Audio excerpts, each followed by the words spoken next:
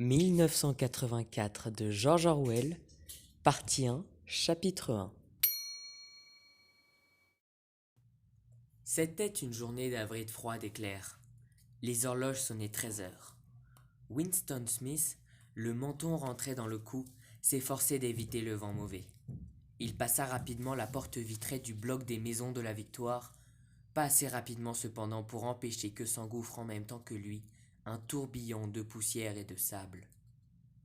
Le hall sentait le chou cuit et le vieux tapis. À l'une de ses extrémités, une affiche de couleur, trop vaste pour ce déploiement intérieur, était clouée au mur. Elle représentait simplement un énorme visage, large de plus d'1 mètre, le visage d'un homme d'environ 45 ans, à l'épaisse moustache noire, aux traits accentués et beaux. Winston se dirigea vers l'escalier. Il était inutile d'essayer de prendre l'ascenseur. Même aux meilleures époques, il fonctionnait rarement. Actuellement d'ailleurs, le courant électrique était coupé dans la journée. C'était une des mesures d'économie prises en vue de la semaine de la haine. Son appartement était au 7e. Winston, qui avait 39 ans et souffrait d'une ulcère variqueux au-dessus de la cheville noire, montait lentement. Il s'arrêta plusieurs fois en chemin pour se reposer. À chaque palier, sur une affiche collée au mur, face à la cage de l'ascenseur, l'énorme visage vous fixait du regard. C'était un de ces portraits arrangés de telle sorte que les yeux semblent suivre celui qui passe. Une légende sous le portrait disait « Big Brother vous regarde ».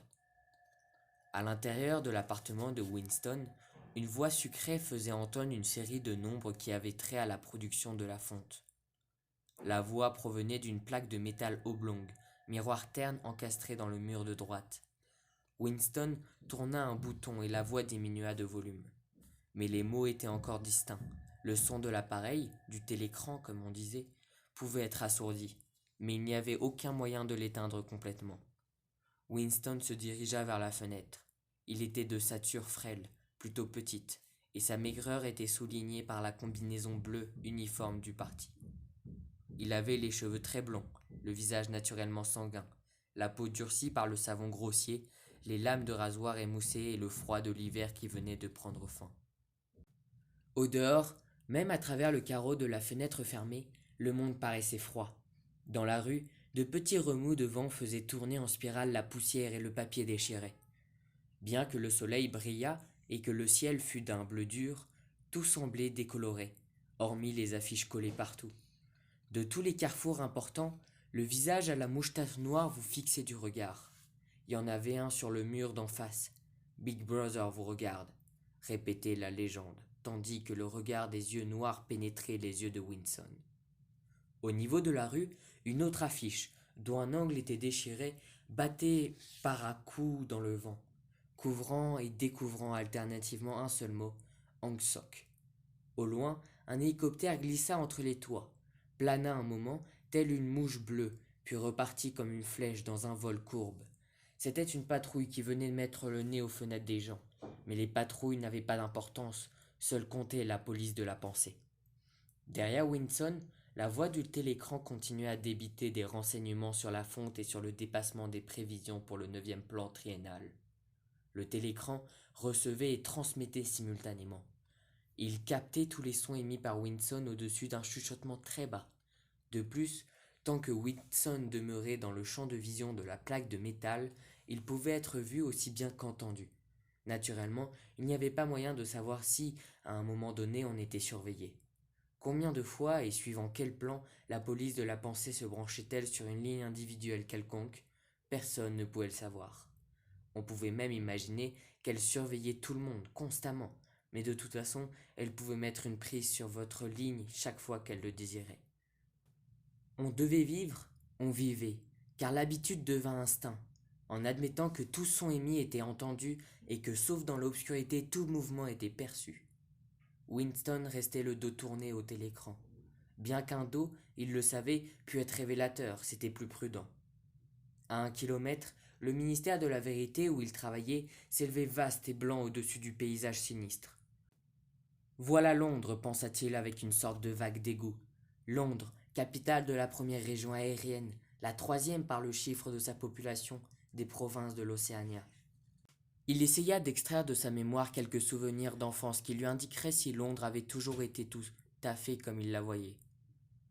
Y avait-il toujours eu ces perspectives de maisons du XIXe siècle en ruine, ces murs étayés par des poutres, ce carton aux fenêtres pour remplacer les vitres, ces toits plâtrés de tôle ondulée, ces clôtures de jardin délabrées et penchées dans tous les sens? Y avait-il toujours ces emplacements bombardés où la poussière de plâtre tourbillonnait, où les pylobes grimpaient sur des monceaux de décombres, et ces endroits où les bombes avaient dégagé un espace plus large et où avaient jailli des sordides colonies d'habitacles en bois semblables à des cabanes à lapins? Mais c'était inutile. Winston n'arrivait pas à se souvenir. Rien ne lui restait de son enfance. Or, une série de tableaux brillamment éclairés, sans arrière-plan et absolument inintelligibles. Le ministère de la Vérité, mini-vert en novlangue, frappé par sa différence avec les objets environnants. C'était une gigantesque construction pyramidale de béton d'un blanc éclatant, et l'étagée s'étira jusqu'à 300 mètres de hauteur. De son poste d'observation, Winston pouvait encore déchiffrer sur la façade l'inscription artistique des 3 slogans du parti. La guerre, c'est la paix, la liberté, c'est l'esclavage, l'ignorance, c'est la force. Le ministère de la Vérité comprenait, disait-on, 3000 pièces au-dessus du niveau du sol, et des ramifications souterraines correspondantes. Disséminées dans Londres, il n'y avait que 3 autres constructions d'apparence et de dimensions analogues. Elles écrasaient si complètement l'architecture environnante que, du coin du bloc de la Victoire, on pouvait les voir tous les 4 simultanément. C'étaient les locaux de 4 ministères entre lesquels se partageait la totalité de l'appareil gouvernemental. Le ministère de la Vérité, qui s'occupait des divertissements, de l'information, de l'éducation et des beaux-arts, le ministère de la Paix, qui s'occupait de la guerre, le ministère de l'Amour, qui veillait au respect de la loi et de l'ordre, le ministère de l'Abondance, qui était responsable des affaires économiques. Leurs noms, en novlangue, étaient Mini-Vert, Mini-Pax, Mini-Amour, Mini-Plein. Le ministère de l'Amour était le seul réellement effrayant. Il n'avait aucune fenêtre. Winston n'y était jamais entré et ne s'en était jamais trouvé à moins d'1 kilomètre. C'était un endroit où il était impossible de pénétrer, sauf pour affaires officielles, et on n'y arrivait qu'à travers un labyrinthe de barbelés enchevêtrés, de portes d'acier, de nids de mitrailleuses dissimulées. Même les rues qui menaient aux barrières extérieures étaient parcourues par de gardes en uniforme noir à face de gorilles armés de matraques articulées. Winston fit brusquement demi-tour. Il avait fixé sur ses traits l'expression de tranquille optimisme qui était prudent de montrer quand on était en face du télécran. Il traversa la pièce pour aller à la minuscule cuisine. En laissant le ministère à 7 heures, il avait sacrifié son repas de la cantine. Il n'ignorait pas qu'il n'y avait pas de nourriture à la cuisine, sauf un quignon de pain noirâtre qu'il devait garder pour le petit déjeuner du lendemain. Il prit sur l'étagère une bouteille d'un liquide incolore, qui portait une étiquette blanche où s'inscrivaient clairement les mots Jean de la Victoire. Le liquide répandait une odeur huileuse, écœurante, comme celle de l'eau-de-vie du riz de chinois. Winston en versa presque une pleine tasse, s'arma de courage pour supporter le choc et avala le gin comme une médecine. Instantanément, son visage devint écarlate et des larmes lui sortirent des yeux. Le breuvage était comme de l'acide nitrique, et, de plus, on avait en l'avalant la sensation d'être frappé à la nuque par une trique de caoutchouc. La minute d'après, cependant, la brûlure de son estomac avait disparu, et le monde commençait à lui paraître plus agréable. Il prit une cigarette dans un paquet froissé marqué Cigarette de la Victoire, et, imprudemment, la tint verticalement, ce qui fit tomber le tabac sur le parquet. Il fut plus heureux avec la cigarette suivante. Il retourna dans le living room et s'assit sur une petite table qui se trouvait à gauche du télécran. Il sortit du tiroir un porte-plume, un flacon d'encre et un in-quarto épais et vierge au dos rouge de la couverture marbrée. Le télécran du living room était, pour une raison quelconque, placé à un endroit inhabituel. Au lieu de se trouver, comme il était normal, dans le mur du fond où il aurait commandé toute la pièce, il était dans le mur plus long qui faisait face à la fenêtre. Sur un de ses côtés, là où Winston était assis, il y avait une alcôve peu profonde, qui, lorsque les appartements avaient été aménagés, était probablement destinée à recevoir des rayons de bibliothèque. Quand il s'asseyait dans l'alcôve, bien en arrière, Winston pouvait se maintenir en dehors du champ de vision du télécran. Il pouvait être entendu, bien sûr, mais aussi longtemps qu'il demeurait dans sa position actuelle, il ne pourrait être vu. C'était l'aménagement particulier de la pièce qui avait en partie fait naître en lui l'idée de ce qu'il allait maintenant entreprendre. Mais cette idée lui avait aussi été suggérée par l'album qu'il venait de prendre dans le tiroir. C'était un livre spécialement beau. Son papier crémeux et lisse, un peu jauni par le temps, était d'une qualité qui n'était plus fabriquée depuis 40 ans ou moins. Winston estimait cependant que le livre était beaucoup plus vieux que cela. Il l'avait vu traîner à la vitrine d'un bric-à-brac moisissant dans un sordide quartier de la ville, lequel exactement il s'en souvenait pas, et avait immédiatement été saisi du désir irrésistible de le posséder. Les membres du parti, normalement, ne devaient pas entrer dans la boutique. Ordinaire, cela s'appelait acheter au marché libre. Mais la règle n'était pas strictement observée, car il y avait différents articles, tels que les lacets de souliers, les lames de rasoir, sur lesquels il était impossible de mettre la main autrement. Il avait d'un rapide coup d'œil parcouru la rue du haut en bas, puis s'était glissé dans la boutique et avait acheté le livre $2,50. Il n'avait pas conscience, à ce moment-là, que son désir impliquait un but déterminé. Comme un criminel, il avait emporté dans sa serviette ce livre qui, même sans aucun texte, était compromettant. Ce qu'il allait commencer, c'était son journal. Ce n'était pas illégal. Rien n'était illégal, puisqu'il n'y avait plus de loi. Mais s'il était découvert, il serait, sans aucun doute, puni de mort ou de 25 ans au moins de travaux forcés dans un camp. Winston adapta une plume au porte-plume et la suça pour en enlever la graisse. Une plume était un article archaïque, rarement employé, même pour les signatures. Il s'en était procuré une furtivement et avec quelques difficultés, simplement parce qu'il avait le sentiment que le beau papier crémeux appelait le tracé d'une réelle plume plutôt que les éraflures d'un crayon à encre. À dire vrai, il n'avait pas l'habitude d'écrire à la main. En dehors de très courtes notes, il était d'usage de tout dicter au phonoscript, ce qui, naturellement, était impossible pour ce qu'il projetait. Il plongea la plume dans l'encre, puis hésita une seconde. Un tremblement lui parcourait les entrailles. Faire un trait sur le papier était un acte décisif. En petites lettres maladroites, il écrivit 4 avril 1984. Il se redressa. Un sentiment de complète impuissance s'était emparé de lui. Pour commencer, il n'avait aucune certitude que ce fût vraiment 1984. On devait être aux alentours de cette date, car il était sûr d'avoir 39 ans, et il croyait être né en 1944 ou 1945. Mais par les temps qui couraient, il n'était possible de fixer une date qu'à 1 ou 2 ans près. Pour qui écrivait-il ce journal ?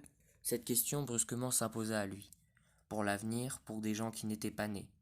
Son esprit erra un moment autour de la date approximative écrite sur la page, puis bondit sur un mot novlangue, double pensée. Pour la première fois, l'ampleur de son entreprise lui apparut. Comment communiquer avec l'avenir ? C'était impossible intrinsèquement. Ou l'avenir ressemblerait au présent et on ne l'écouterait pas, ou il serait différent et son enseignement, dans ce cas, n'aurait aucun sens. Pendant un moment, il fixa stupidement le papier. L'émission du télécran s'était changée en une stridente musique militaire. Winston semblait non seulement avoir perdu le pouvoir de s'exprimer, mais avoir même oublié ce qu'il avait d'abord eu l'intention de dire. Depuis des semaines, il se préparait à ce moment, et il ne lui était jamais venu à l'esprit que ce dont il aurait besoin. C'était de courage. Écrire était facile.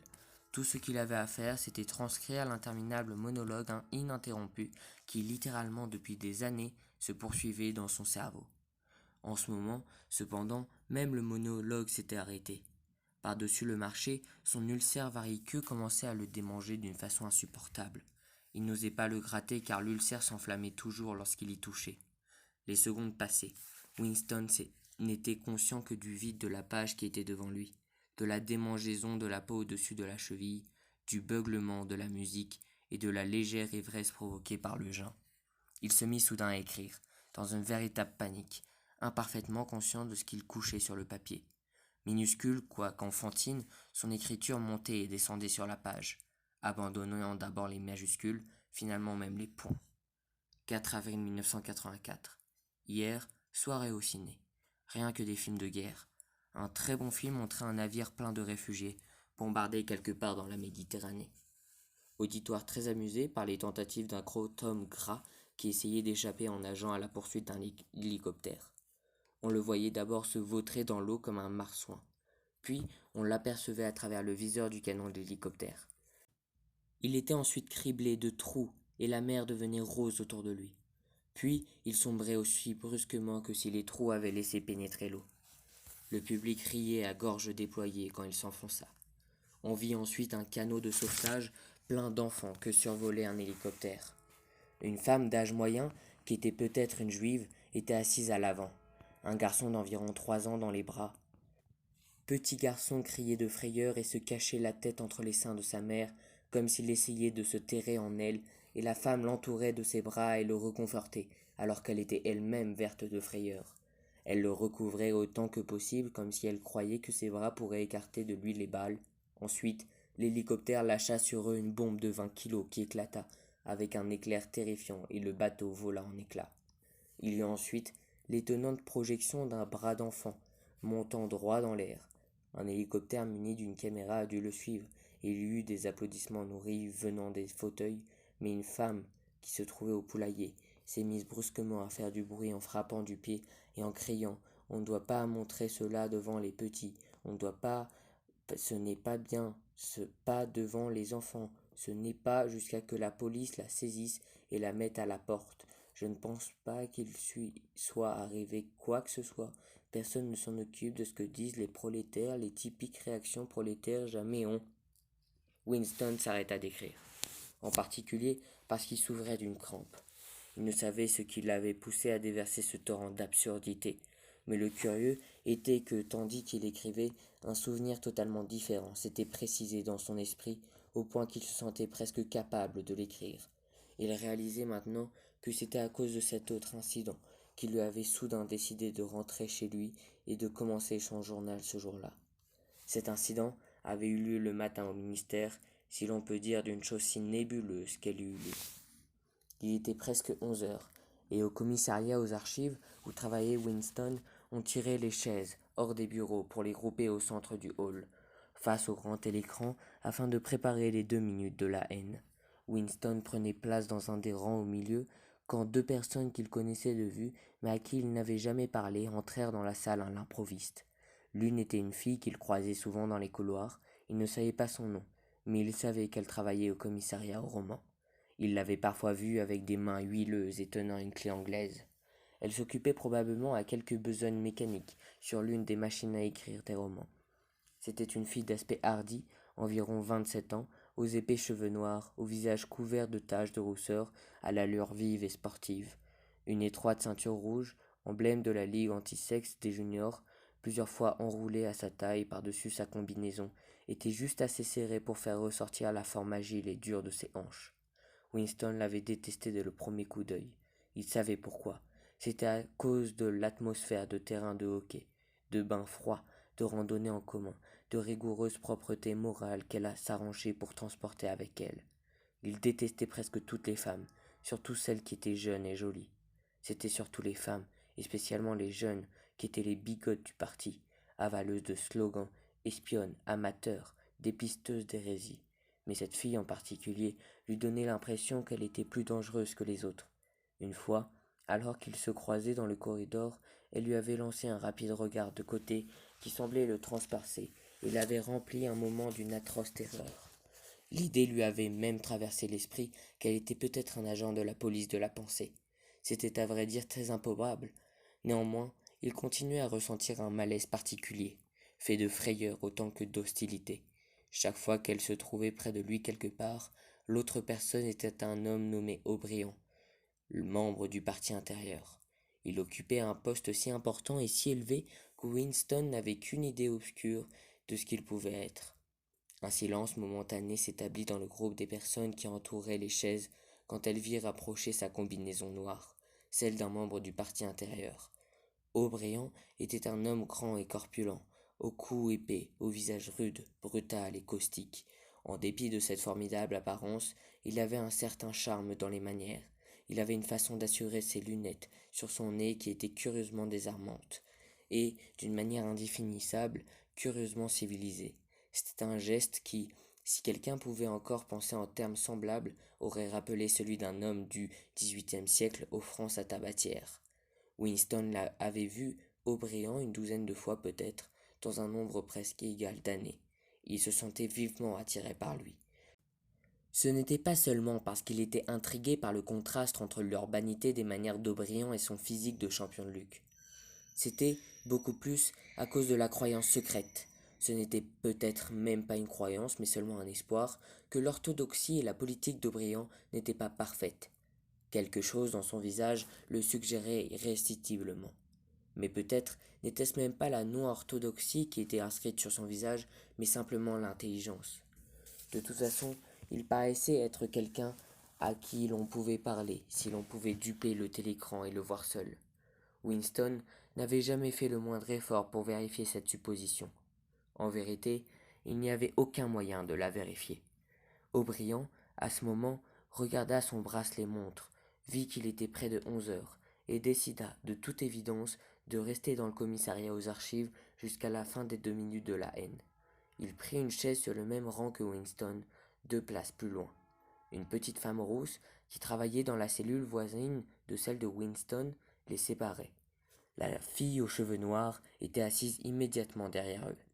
Un instant plus tard, un horrible crissement, comme celui de quelque monstrueuse machine tournant sans huile, éclata dans le grand télécran du bout de la salle. C'était un bruit à vous faire grincer les dents et à vous hérisser les cheveux. La haine avait commencé. Comme d'habitude, le visage d'Emmanuel Goldstein, l'ennemi du peuple, avait jailli sur l'écran. Il y eut des coups de sifflet et ça et là dans l'assistance. La petite femme rouge jeta un cri de frayeur et de dégoût. Goldstein était le renégat et le traître. Il y avait longtemps, combien de temps personne ne le savait exactement. Il avait été l'un des meneurs du parti presque au même titre que Big Brother lui-même. Il s'était engagé dans une activité contre-révolutionnaire, avait été condamné à mort, s'était mystérieusement échappé et avait disparu. Le programme des 2 minutes de la haine variait d'un jour à l'autre, mais il n'y en avait pas un dans lequel Goldstein ne fût pas la principale figure. Il était le traître fondamental, le premier profanateur de la pureté du parti. Tous les crimes subséquents contre le parti, trahison, actes de sabotage, hérésie, déviation, jaillissaient directement de son enseignement. Quelque part, on ne savait où, il vivait encore et ourdissait des conspirations. Peut-être au-delà des mers, sous la protection des maîtres étrangers qui le payaient. Peut-être, comme on le murmurait parfois, dans l'Océania même, en quelques lieux secrets. Le diaphragme de Winston était contracté. Il ne pouvait voir le visage de Goldstein, sans éprouver un pénible mélange d'émotions. C'était un mince visage de juif, largement auréolé de cheveux blancs vaporeux, qui portait une barbiche en forme de boue, un visage intelligent, éprouvé mais méprisable par quelque chose qui lui était propre, avec une sorte de sottise sénile dans le long nez mince sur lequel, près de l'extrémité, était penchée une paire de lunettes. Ce visage ressemblait à celui d'un mouton, et la voix, elle aussi, était du genre bêlant. Goldstein débitait sa venimeuse attaque habituelle contre les doctrines du parti. Une attaque si exagérée et si perverse qu'un enfant aurait pu la percer à jour, et cependant juste assez plausible pour en emplir chacun de la crainte d'autres, moins bien équilibrés, put s'y laisser prendre. Goldstein insultait Big Brother, dénonçait la dictature du parti, exigeait l'immédiate conclusion de la paix avec l'Eurasia, défendait la liberté de parler, la liberté de la presse, la liberté de la réunion, la liberté de la pensée. Il criait hystériquement que la révolution avait été trahie, et cela en un rapide discours polysyllabique, qui était une parodie du style habituel des orateurs du parti, et comprenait même des mots novlangues. Plus de mots novlangues même qu'aucun orateur du parti n'aurait normalement employé dans la vie réelle. Et pendant ce temps, pour que personne ne pût douter de la réalité de ce que recouvrait le boniment spécieux de Goldstein, derrière sa tête, sur l'écran, marchaient les colonnes sans fin de l'armée eurasienne, rang après rang, d'hommes à l'aspect robuste, au visage inexpressif d'asiatiques qui venaient déboucher sur l'écran et s'évanouissaient, pour être immédiatement remplacés par d'autres exactement semblables. Le sourd martèlement rythmé des bottes de soldats formait l'arrière-plan de la voix belante de Goldstein. Avant les 30 secondes de la haine, La moitié des assistants laissaient échapper des exclamations de rage. Le visage de Mouton, satisfait et la terrifiante puissance de l'armée eurasienne étaient plus qu'on en pouvait supporter. Par ailleurs, voir Goldstein ou même penser à lui produisait automatiquement la crainte et la colère. Il était un objet de haine plus constant que l'Eurasia et l'Estasia, puisque lorsque l'Océania était en guerre avec une de ses puissances, elle était généralement en paix avec l'autre. Mais l'étrange était que, bien que Goldstein fût haï et méprisé par tout le monde, bien que tous les jours et un millier de fois par jour, sur les estrades, au télécran, dans les journaux, dans les livres, ces théories fussent refutées, écrasées, ridiculisées, que leur pitoyable sottise fût exposée au regard de tous, en dépit de tout cela, son influence ne semblait jamais diminuer. Il y avait toujours de nouvelles dupes qui attendaient d'être séduites par lui. Pas un jour ne se passait que des espions et des saboteurs à ses ordres ne fussent démasqués par la police de la pensée. Il commandait une grande armée ténébreuse, un réseau clandestin de conspirateurs qui se consacrait à la chute de l'État. On croyait que cette armée s'appelait la Fraternité.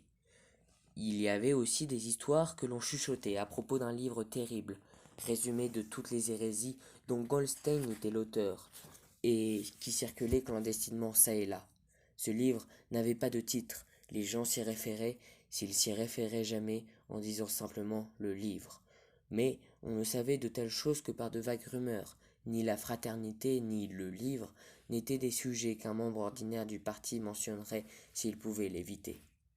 À la seconde minute, la haine tourna au délire. Les gens sautaient sur place et criaient de toute leur force pour s'efforcer de couvrir le bêlement affolant qui venait de l'écran.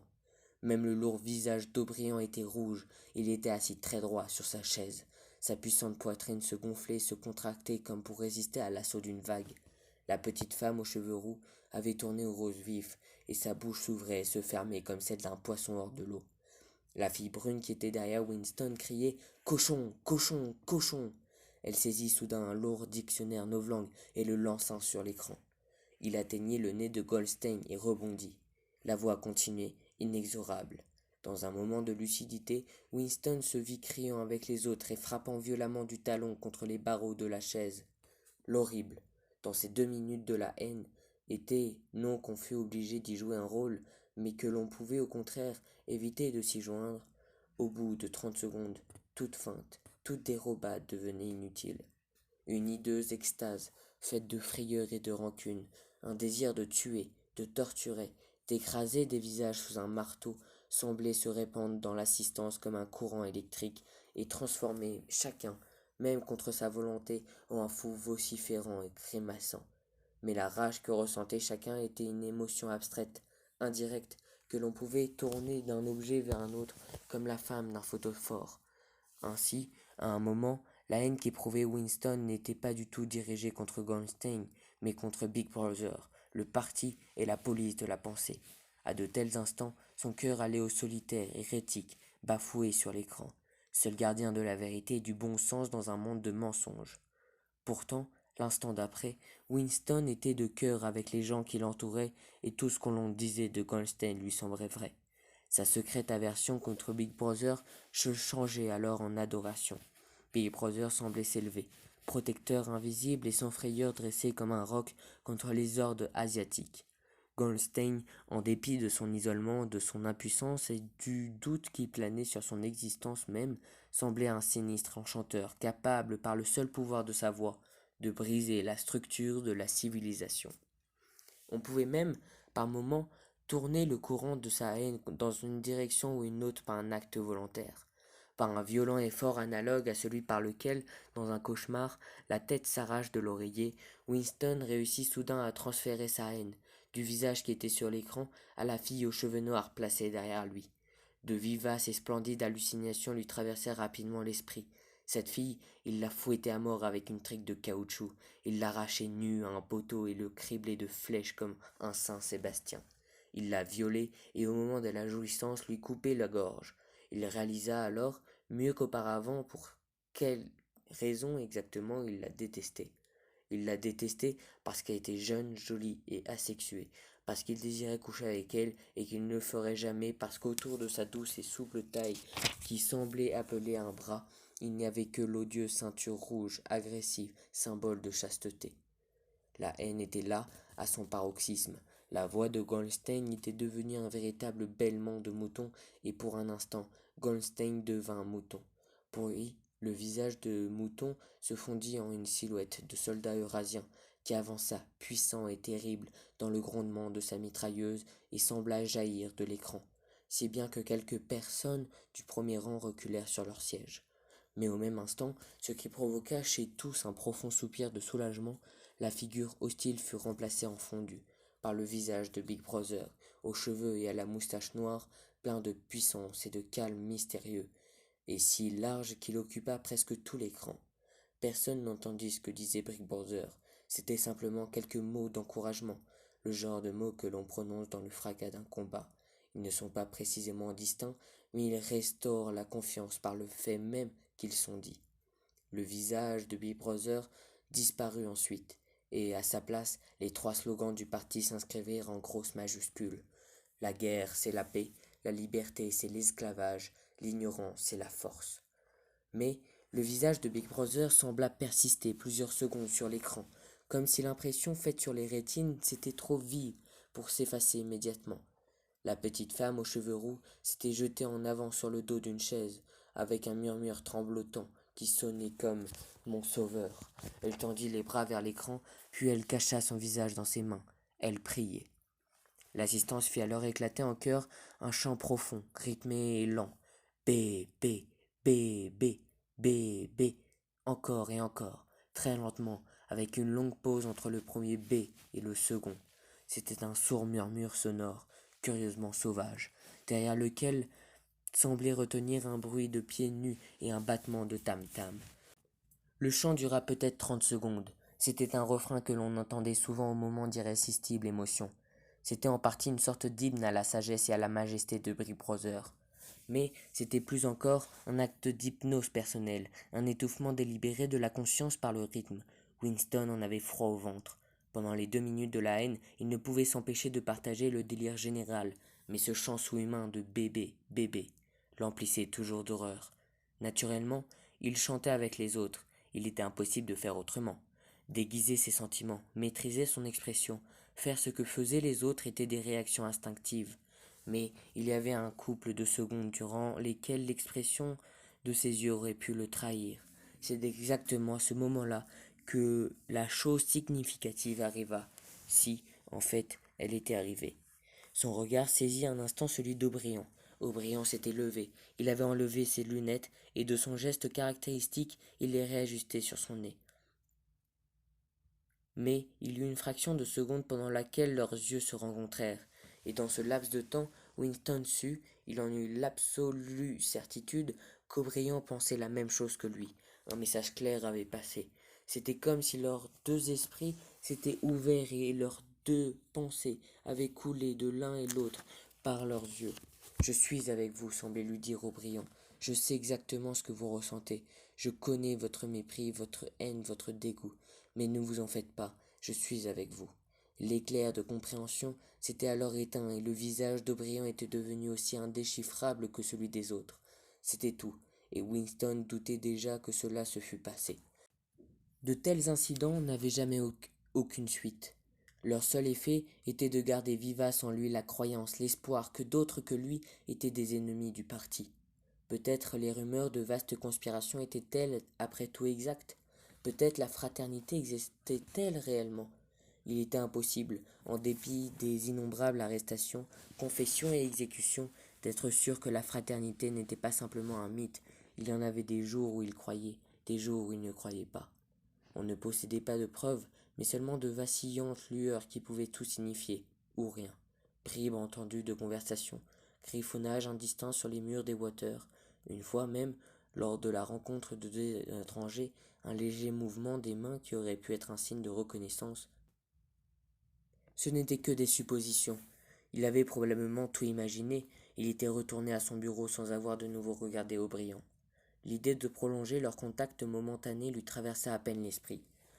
Cela aurait été tout à fait dangereux, même s'il avait su comment s'y prendre. Pendant 1, 2 secondes, il avait échangé un regard équivoque, et l'histoire s'arrêtait là.